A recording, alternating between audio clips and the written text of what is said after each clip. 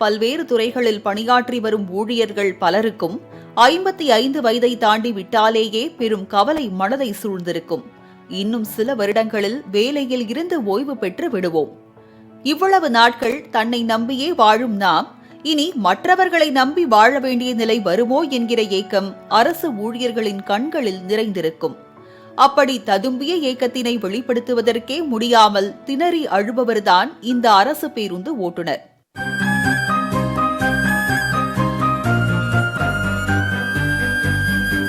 மதுரை மாவட்டம் திருப்பரங்குன்றம் அரசு போக்குவரத்து பணிமனையில் 30 ஆண்டுகளாக பணியாற்றி வருபவர் முத்துப்பாண்டி.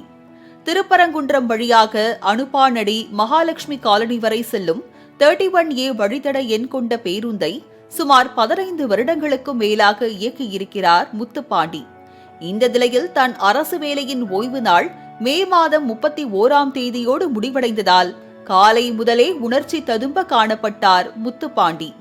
காலையில் பணிமனைக்கு வந்தவர் பேருந்தை இயக்கிவிட்டு அப்படியே இறங்கி வந்து பேருந்தின் முகப்பை கரம் நீட்டி கட்டியணைத்து முத்தமிட்டார்.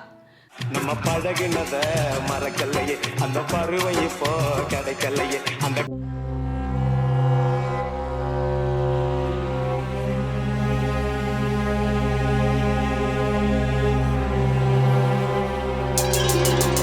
பாராட்டி பிரியாவிடை அளித்தனர். தான் பார்க்கும் வேலையை எந்த அளவுக்கு நேசிக்க வேண்டும் என்பதற்கும், தான் பார்க்கும் வேலையை தெய்வமாக கருதினால் ஓய்வு நாளுக்கு பிறகும் தன் மதிப்பை பிறர் அறிவார்கள் என்பதற்கும் இந்த காட்சியே சிறந்த சாட்சி. கொஞ்சேரு, நான் வாழ்ந்த இந்த வீட்டுல கடைசியா ஒரு தடவை உட்காந்துட்டு வந்துடுறேன்.